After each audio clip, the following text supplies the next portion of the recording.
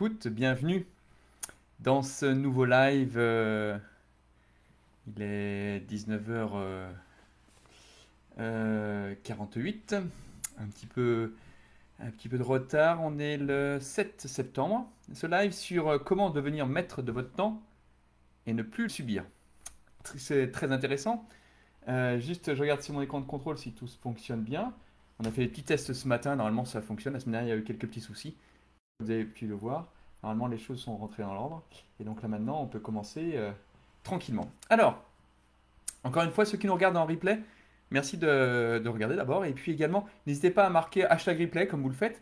Et les pépites que vous gardez de ces lives, ceux avec quoi vous repartez. C'est important de pouvoir le noter. Et comme ça, on peut participer ensemble et pourra poursuivre les chambres par la suite. Alors aujourd'hui, plusieurs sujets sont là. C'est qu'en fait, ok, t'es maître de ton temps, pas sûr. Comment on peut faire pour devenir maître de son temps? Parce qu'en fait, il y a plein de choses à l'extérieur. Il y a plein de choses auxquelles compliqué peut-être de dire non. Il y a plein de choses. Alors, j'étais avec un dirigeant, c'était hier matin, qui m'a dit oui, mais alors déléguer, c'est un peu compliqué. Parce qu'en fait, je suis toujours, ils comprennent pas ce que je veux dire. Et puis, je perds un temps fou à réexpliquer les choses. Une personne qui m'a dit ouais, mais alors là, moi, c'est compliqué parce que je passe après tout le monde. Alors, non, c'est juste au coaching qu'elle s'est rendu compte de ça.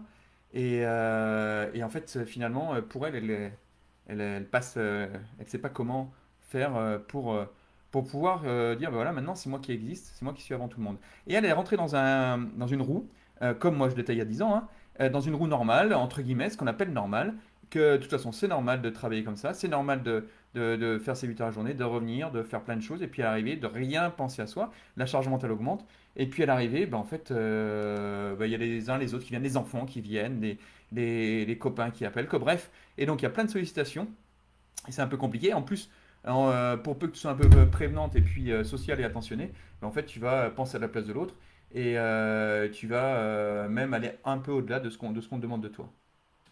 D'accord? Ce qui est important, c'est bien penser. Tu es un hamster dans la roue, c'est normal, c'est classique. D'ailleurs, j'ai lancé un groupe, encore une fois, comme vous le savez, par hasard l'année dernière, en début de confinement, sur ce fait-là, c'est se libérer du temps. Et je parlais de mon expérience en disant, voilà, j'étais aussi un hamster dans la roue il y a plus de 10 ans de ça. Et en fait, on pense que c'est tout à fait logique. Et puis comme on a toujours vécu ici, on est toujours dans notre zone connue, hein, le fameux schéma que vous connaissez tous maintenant, cette zone connue, bah, en fait, vous vous dites, bah, c'est normal. C'est normal que je sois dans cette zone connue, c'est normal, et de toute façon, il n'existe rien d'autre. Alors, tu n'es pas conscient de dire qu'il existe rien d'autre, mais tu n'as pas conscience qu'il peut exister autre chose. D'accord? Et là, ce qui est important, c'est déjà de commencer à prendre conscience, de dire voilà, moi je suis dans une zone connue, et là, l'idée, c'est peut-être qu'il y a autre chose qui peut exister. Alors, ce qui est important, et là je vais en surprendre plus d'un, c'est de se dire ok, maintenant, c'est de passer du temps subi au temps choisi. C'est un peu le thème aussi de ce groupe, c'est-à-dire comment je peux me positionner. Comment moi je suis là. Alors, ce qui est important, c'est peut-être que toi, tu arrives, tu croules sous les demandes des autres. D'abord, il y a peut-être l'organisation, mais également, il y a le positionnement que tu as. D'accord? Ce positionnement fait que, comme, bah, en fait, c'est un peu comme si tu avais une maison et que tu avais, une palissade, ou en tout cas, tu n'en avais pas, et l'eau rentrait de partout. Et ça rentre de partout. Ça rentre à droite, ça rentre à gauche. Alors tu bouches un côté et ça rentre de l'autre côté. Et puis le lundi arrive, là on est mardi déjà, et là tu es arrivé mercredi, jeudi, vendredi, samedi, et puis finalement la semaine arrive et tu te dis, ben, j'ai pas vu mon temps passer. Et tu me dis, je peux rien faire parce que de toute façon je travaille de 8h à 18h, et puis tu vas me démontrer par A plus B que c'est impossible de changer. Bah sûr, ça je connais ça par cœur. Mais l'idée c'est pas de changer. L'idée c'est de pouvoir évoluer. Alors forcément, à la fin il y aura des changements, oui. Mais comment je me positionne d'abord? Après, comment je construis ma palissade? Et une fois que j'ai ma palissade qui est construite, après l'environnement peut venir taper dessus. Et je laisse juste les portes ouvertes.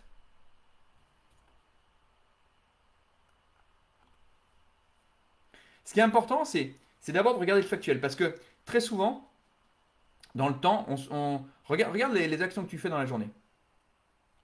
Regarde les actions que tu fais et que tu te dis, bah, c'est normal, c'est important que je le fasse, il n'y a personne d'autre qui peut le faire à ma place. Regarde le temps que tu fais à passer dans les choses qui sont soi-disant parfaites. Ça va? Ce qui est important par rapport à ce temps-là, c'est que tu peux te dire, ok, première chose, regarde dans ta journée. Regarde combien de choses tu fais sans objectif. Regarde-le. Regarde combien de choses tu passes, combien de temps tu passes sans objectif. Regarde également, deuxième chose, est-ce que tu te connais vraiment? Alors oui, je me connais. Tu as raison que je me connais.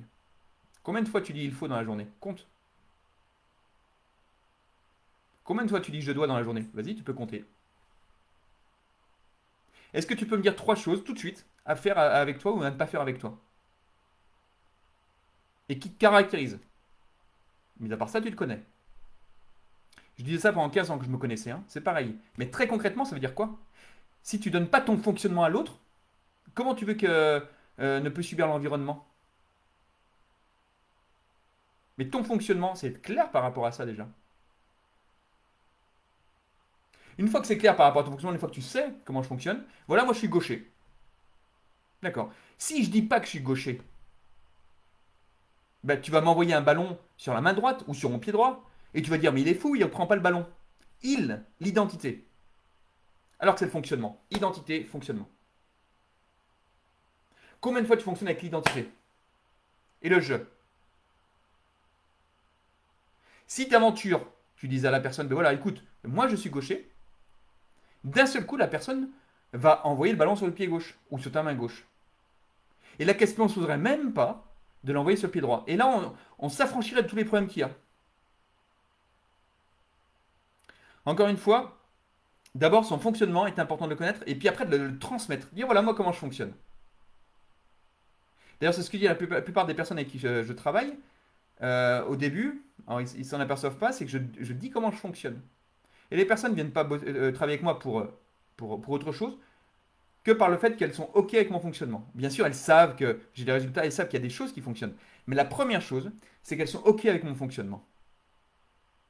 Et là, là encore, on va même plus loin, même au niveau commercial, c'est comme ça. Ça marche aussi avec les enfants, ça marche aussi avec d'autres personnes. Alors certains ne sont pas aptes à l'entendre, mais là, on est dans la co-responsabilité. Si que les autres n'entendent pas, c'est pas grave. Toi, tu as fait ta part du chemin. Sauf que regarde le nombre de fois dans la journée où ta part du chemin n'est pas faite. Regarde le nombre de fois dans la journée où tu es dérangé, tu es perturbé, où tu n'as pas fixé de cadre. Le cadre, je te ramène à d'autres lives qu'on a fait. D'accord? Combien de fois tu n'as pas de deadline sur ce que tu fais? Combien de fois tu joues le perfectionniste?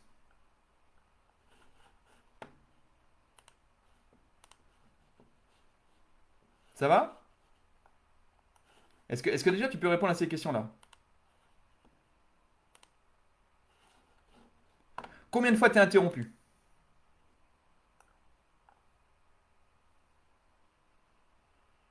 Combien de fois tu veux tout contrôler? Combien de fois tu veux informer ou surinformer? Combien de fois tu fais des choses que l'autre n'attend pas?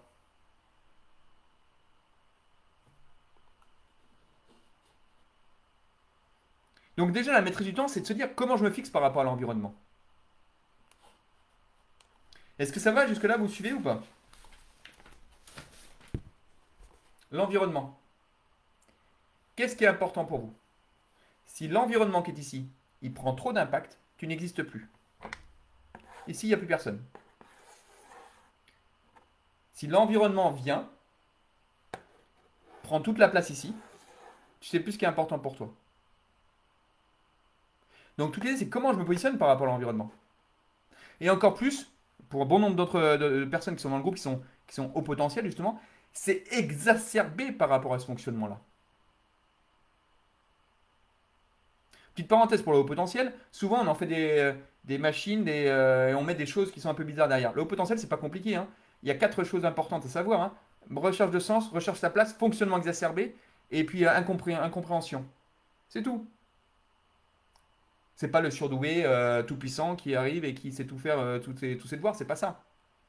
Alors ça peut être ça, dans certains cas, mais en fait les difficultés du haut potentiel, on le reconnaît à ça.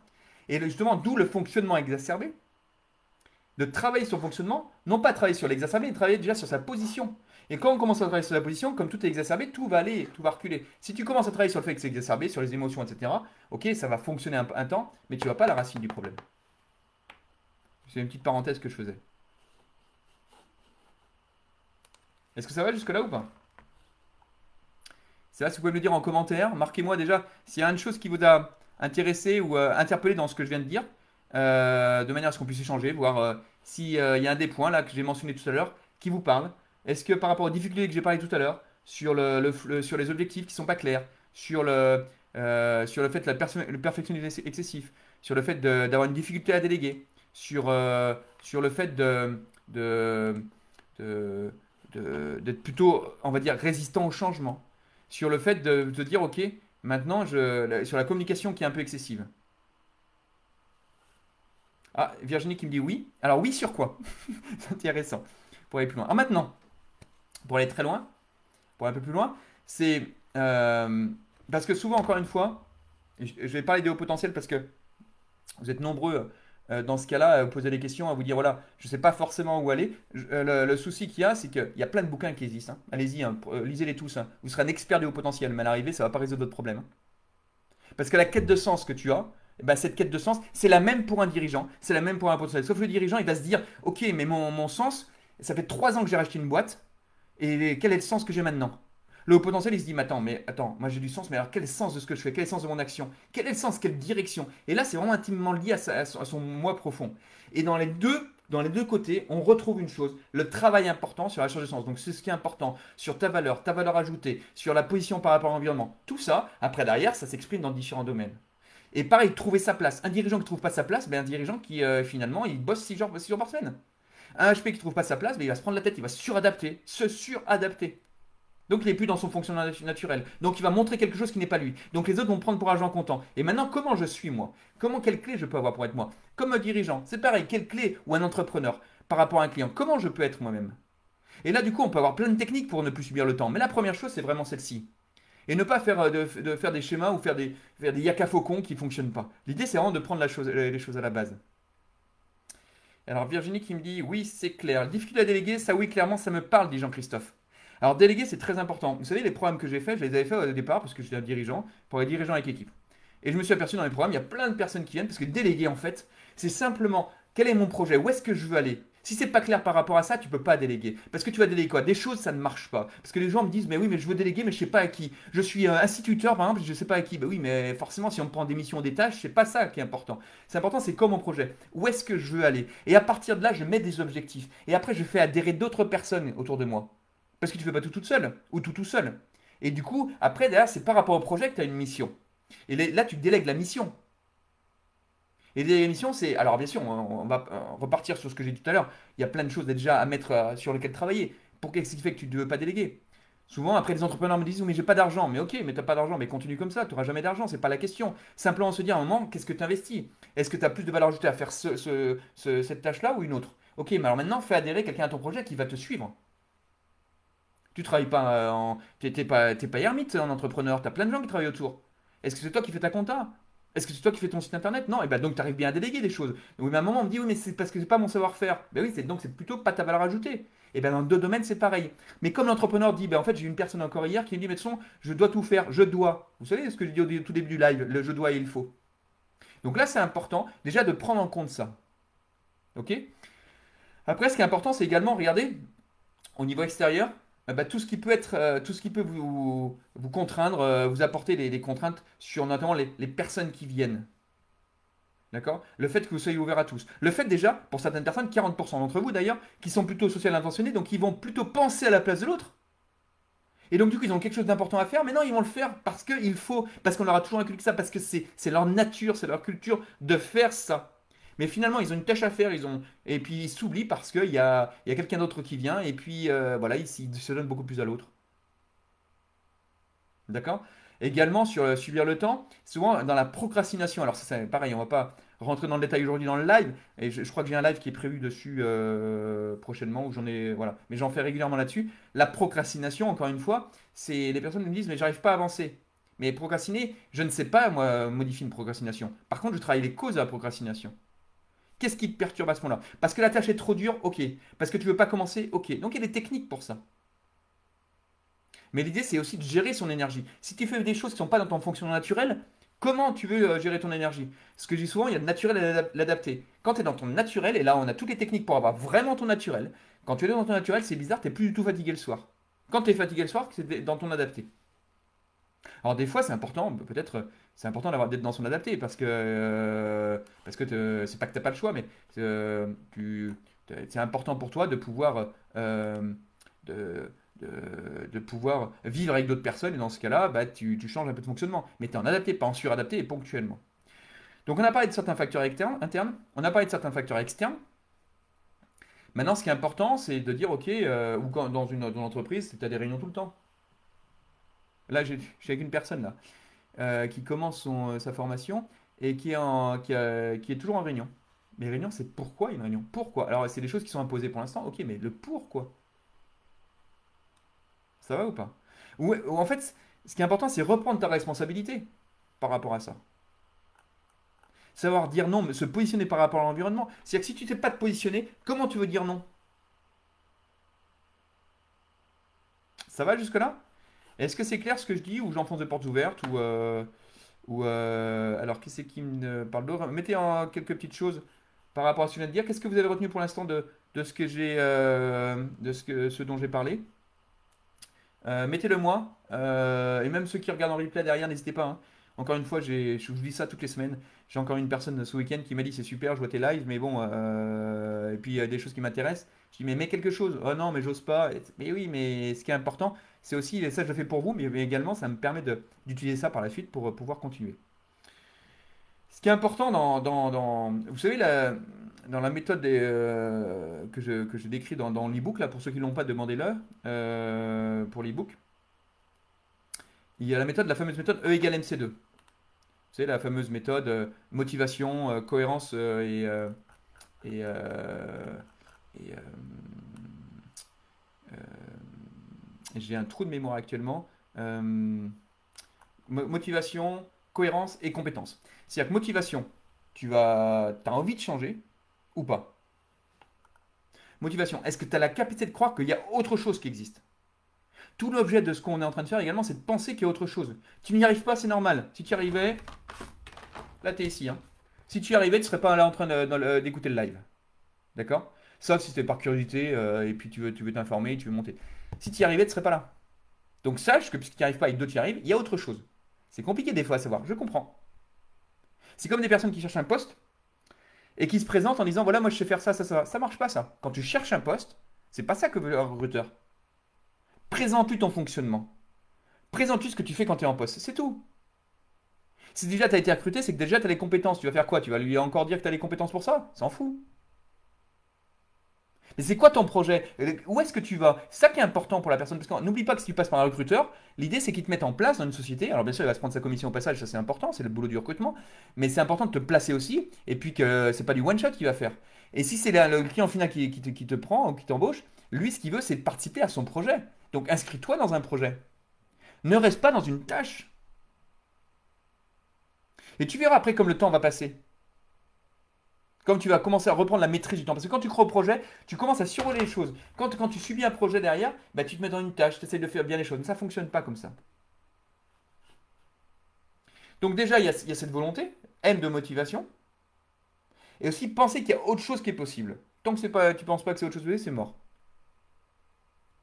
Et aussi penser que tu as du bon sens, même si tu as tout démontré, mais peut-être le postulat de départ n'est pas bon. Avant, on croyait que la Terre était plate. D'accord? Et finalement, elle est ronde. Et on en a même brûlé parce que la Terre était plate, hein. Et puis à l'arrivée, ben en fait, on a pris conscience que la Terre était ronde. Et en partant du postulat que la Terre était plate, après, on arrive à tout démontrer derrière, hein. Un peu ce qui se passe pour le coronavirus, hein. Qu'on soit pour ou contre, peu importe, c'est pas l'objet de la discussion aujourd'hui. Mais chacun a son postulat de départ. Et puis si vous partez sur un postulat de départ faux, une analyse fausse, bah après derrière, vous pouvez tout démontrer, hein. Et vice-versa les deux côtés. Donc déjà d'accepter que ce bon sens que tu as, parce que c'est quelque chose, les bons sens, en fait, il est basé sur des croyances que tu as. Tu penses du bon sens, mais finalement, c'est une addition de choses que tu as eues depuis tout petit. Et finalement, ça peut être mis en cause, ce bon sens. Cohérence. Les relations à l'extérieur, à tes équipes, à ton entreprise, à ton entourage. Puis après, la compétence. Bah oui, les compétences. De toute façon, c'est compétences en compréhension de soi, s'organiser, etc., etc. Toutes les compétences que tu as sur ta valeur ajoutée, sur ce que tu apportes. J'ai des entrepreneurs qui me disent moi, je comprends pas, je fais pas de clients. J'arrive pas à avoir des clients. Ça veut dire quoi, avoir des clients? C'est quoi ta différence par rapport à un autre? Tu la sais pas? Eh ben, on va travailler dessus d'abord. Si tu connais pas ta valeur ajoutée, c'est mort. Alors oui, je la connais, vas-y, on y va. Et souvent, on a des mots, mais qui ne sont pas la réalité. Ça va jusque-là? Est-ce que c'est clair? Le temps passe. Toc, toc, toc. Est-ce que vous me suivez? C'est à peu près clair. Alors, il y aurait plein de choses à dire sur cette thématique. Sur ce que j'essaie de voir déjà dans ce live, c'est vous donner déjà les bases du positionnement. Ok? La première chose, c'est un, observer. Observe. Factuellement. Après, qu'est-ce que tu veux? Indépendamment d'aujourd'hui, on s'en fout. Aujourd'hui, tu es dans une prison, tu n'arrives pas à sortir, etc. Ok. Qu'est-ce que tu veux? Comment, si tu sais pas ce que tu veux, comment tu veux t'en sortir après derrière? Oui, mais c'est pas possible, je peux pas faire ça et ça maintenant. On s'en fout. Qu'est-ce que tu veux? Excusez-moi d'être un peu trivial. Et après derrière, si tu dis ok, je veux aller là-bas, tu ne sais pas comment, fais-toi accompagner pour ça. Tu n'y arrives pas seul. Alors prends les bonnes personnes, prends des personnes d'expérience, peu importe. Mais ce qui est important, c'est parce que important d'avoir ce regard-là, ce regard extérieur.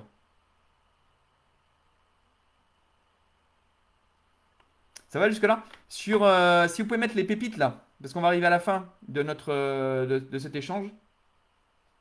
Les pépites que vous avez, ce qui vous a plu dans ce live, c'est-à-dire que ouais, très bien, vous avez participé, ou bien en replay quand vous le regarderez, mettez vos pépites. Sinon, ce que j'ai dit depuis je sais pas combien de temps, 25 minutes, ne rime pas grand-chose, c'est-à-dire que j'aurais rien apporté, mais si c'est le cas, bah, dites-le moi, comme ça je changerai un peu mes lives de place. Mais ce que je pense pas, parce que quand je vois après des personnes qui même collectionnent les replays, j'ai même des personnes, alors ils se reconnaîtront, qui sont en face, qui vont regarder, qui prennent des notes sur tout ce que je dis. Donc d'ailleurs à ce propos, je lance un appel de récupérer certaines choses. J'en parlerai aux différentes personnes qui me prennent des notes. Parce que finalement, comme j'improvise beaucoup sur les différents thèmes, c'est important d'être un peu plus structuré et de récupérer des choses. Et notamment, les pépites m'aident beaucoup à savoir ce qui peut vous être utile et vous servir après pour vous par la suite. Tac, tac, tac. Écoutez, je vous laisse mettre ces pépites. Et puis, n'hésitez pas à pouvoir continuer à communiquer dans le groupe. Gardez bien en tête le lundi. Mettez vos objectifs. Hein. L'objectif, c'est quoi de ma semaine? D'accord. Et puis surtout, les objectifs les objectifs qui sont liés à vous. Qu'est-ce qui vous manque? Et vous dire, tiens, telle personne, elle est peut-être capable de faire ça. Elle peut peut-être m'accompagner un bout de chemin. Et dans ce cas-là, qu'est-ce qui manque pour passer à l'action? Moi, ce que j'aimerais, c'est être libre de mon temps. Ok, impeccable. Je veux plus subir. Parfait, c'est impeccable. Donc voilà, je vous dis à bientôt. Alors c'est le live de mardi, de la semaine prochaine, ne sera sans doute pas mardi, ce sera mercredi. Je vous dis, normalement, je vous l'annoncerai dans le groupe. En tout cas, n'hésitez pas à continuer à communiquer, très intéressant. Merci pour les échanges qu'on a eu notamment hier dans les objectifs. Et puis également dans les discussions qu'on a avec vous. Ceux qui n'ont pas encore pris 15 minutes avec moi, n'hésitez pas à demander de prendre une quinzaine de minutes, qu'on puisse échanger, se connaître, etc. Je me sers justement de ce que vous me dites dans les lives. Et puis ça permet également de pouvoir échanger sur vos problématiques et puis donner quelques clés. On mettra le lien plus tard là, en dessous du live, le lien pour prendre rendez-vous si vous voulez. En tout cas, voilà, je vous souhaite une bonne semaine et puis à bientôt dans le groupe et à la semaine prochaine. Au revoir.